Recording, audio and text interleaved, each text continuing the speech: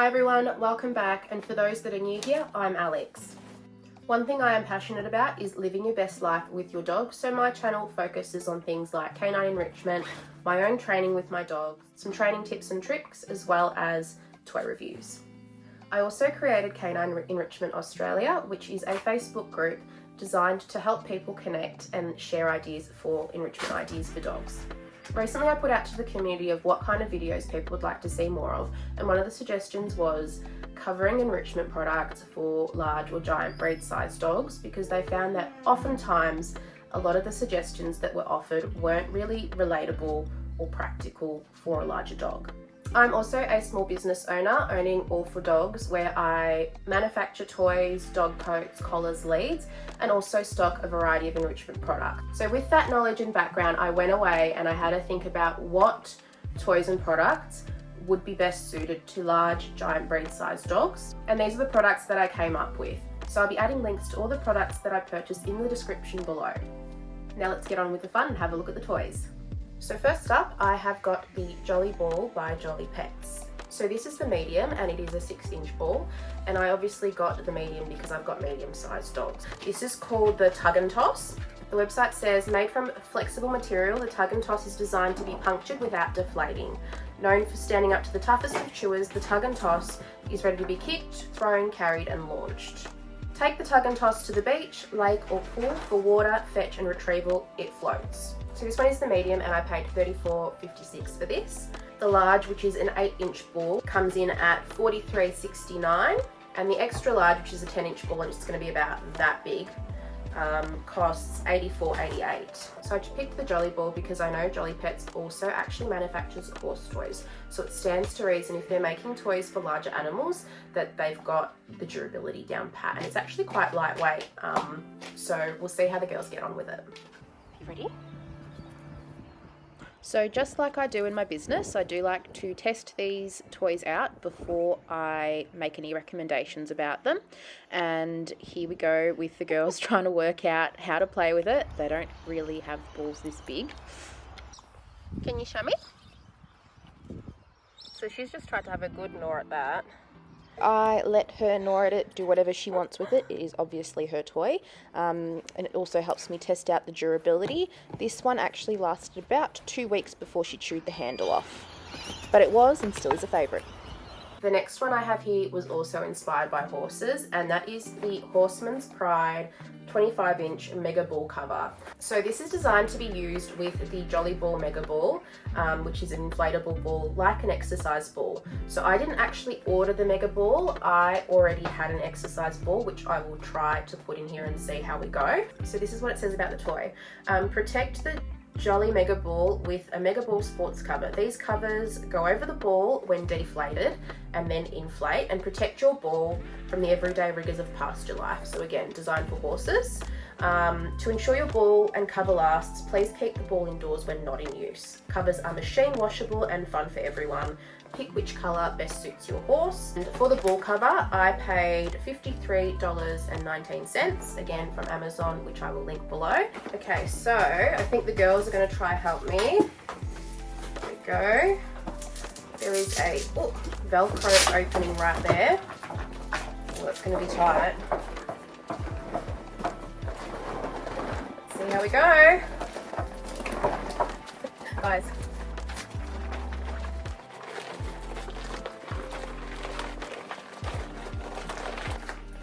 I thought it was going to be more difficult, but once you get most of it in, then the rest is just stuffing it. And we'll see how we go, inflating it.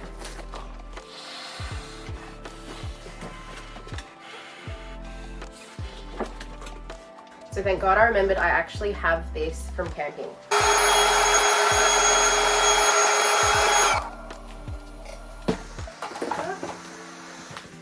So the Velcro is actually quite strong. Let's take it out and see how we go. Kaya, what's this? Ready? Oh. Go on, get it.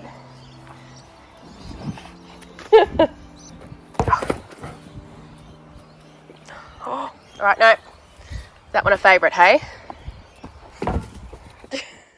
So this one has been a lot of fun. Obviously it is a little bit of a hassle to store because it is so big, but I haven't regretted buying it. It's actually so much fun and it brings me so much joy to watch them. You're a funny girl.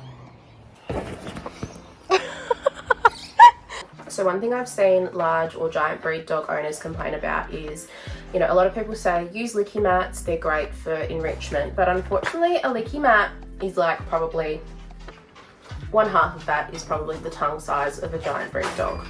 There are alternatives like the slow feeder plate, which can be used in the same way, and if you look at the size difference, it's about double the size. It can fit 2 cups of kibble in there. And you can also obviously, you know, smear stuff like peanut butter, yogurt at the bottom like you would on a licky mat.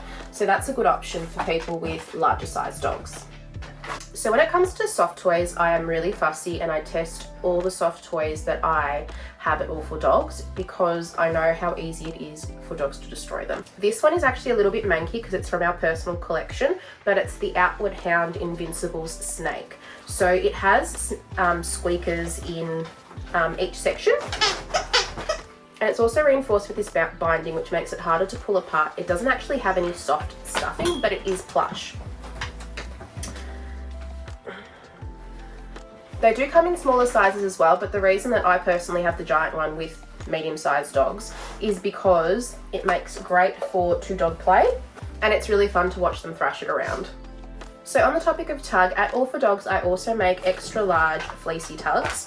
So these are great because they offer a little bit of stretch and have a bit of give when you're playing tug with your dog.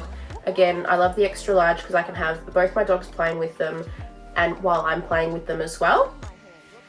They are fully customizable.